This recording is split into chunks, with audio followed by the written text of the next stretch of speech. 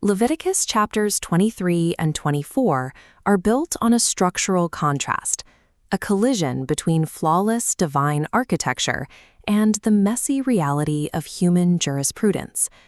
The text first establishes an idealized, closed ecosystem of perfect order. This begins with the sanctification of time.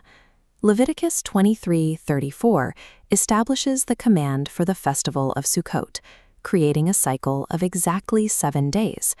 Immediately following this 7-day cycle, the text introduces an anomaly in verse 36, an 8th day, known as Shemini Atzeret.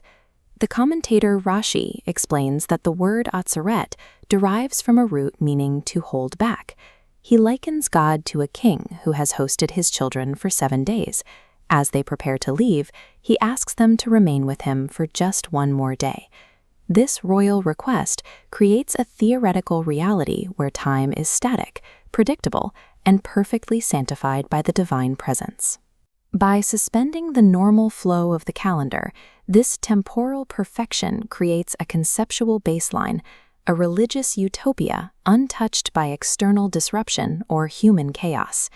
The narrative moves from the calendar to spatial sanctification inside the Ohel Moed, the tent of meeting.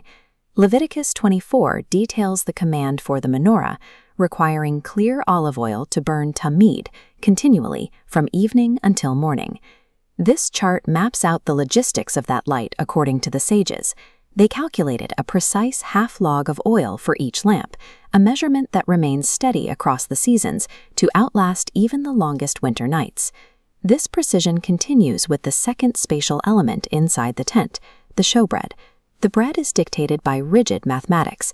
There must be exactly 12 loaves, measured at precisely 2/10 of an ephah each. Their placement is strictly geometric. The loaves are set in 2 identical rows of 6, called a ma'areket, resting on the pure table. Inside the tabernacle, everything operates on unchanging mathematical architecture, setting a high bar of order before introducing the unpredictable human element outside the tent. Leviticus 24:10 breaks this symmetry. The text shifts from ritual instruction to narrative action as a man goes out among the Israelites. The text identifies this man through his genealogy. He is the son of an Israelite woman and an Egyptian man. Rashi provides a specific backstory for the Egyptian father, linking him to the taskmaster Moses had previously killed. This lineage introduces a heavy, foreign patriarchal weight into the Israelite camp. His mother is also named Shelomit bat Divri, of the tribe of Dan.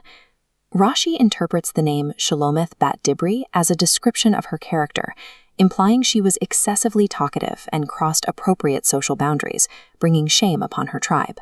When a fight breaks out between this man and an Israelite, it is a spatial and legal dispute over the boundaries of the tribal encampments. The man attempts to pitch his tent within the camp of Dan, where his mother belongs, but tribal placement is strictly patrilineal. This schematic shows the conflict. Because his father was Egyptian, the Israelite man rightfully denies him physical space within the tribal standard of Dan. Having lost his case in the court of Moses, the man reacts by uttering the divine tetragrammaton in blasphemy, an act termed vikov. The idealized religious architecture has now been ruptured by a complex social anomaly, a citizen of mixed lineage that the system was not designed to absorb. In Leviticus 24:12, Moses places the man in custody to wait for God's decision. We can compare this to the earlier case of the man who gathered sticks on the Sabbath. Look at the logic tree based on Rashi's commentary. For the stick gatherer on the left, the court already knew the man was guilty. They merely lacked the specific execution protocol. But for the blasphemer, the court faced a total judicial void. They did not know if a half-Egyptian convert was even liable for the death penalty. The Torah's prior laws had addressed ritual protocol, but had not yet accounted for civil jurisdiction over marginalized identities. This forces the divine system to pause its ritual instructions and formulate real-world jurisprudence. The perfection of the tabernacle remains a closed loop if the legal system cannot process the complexities of human identity and social transgression. God's verdict is delivered. The blasphemer is taken outside the camp, and those who heard him must lay their hands on his head before he is stoned. Leviticus 24:14 specifies the involvement of the entire congregation, or Ada, in this execution. Rashi identifies a legal principle in the presence of the Ada. Since thousands could not literally stone one man, he derives the concept of agency, that a man's appointed agent carries the same legal weight as the man himself.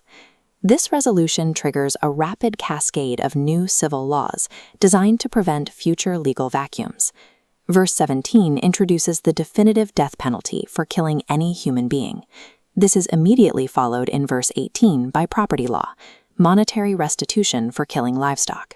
In verse 21, Rashi notes that by juxtaposing the smiting of a beast with the smiting of a man, the law establishes that a demonstrable physical wound is required to prove liability.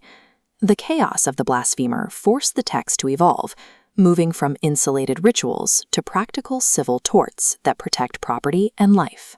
This cascade leads to the law in verse 20, fracture for fracture, eye for eye, tooth for tooth. Modern audiences often read this as lex talionis, a demand for literal physical mutilation. Rashi deconstructs this reading, showing that the verse establishes a framework for monetary compensation, rejecting physical revenge. His proof is linguistic. He focuses on the syntax of the word yanatin, shall be given. As detailed in the Talmud, the court must assess the monetary difference of the victim's value as a laborer before and after the injury.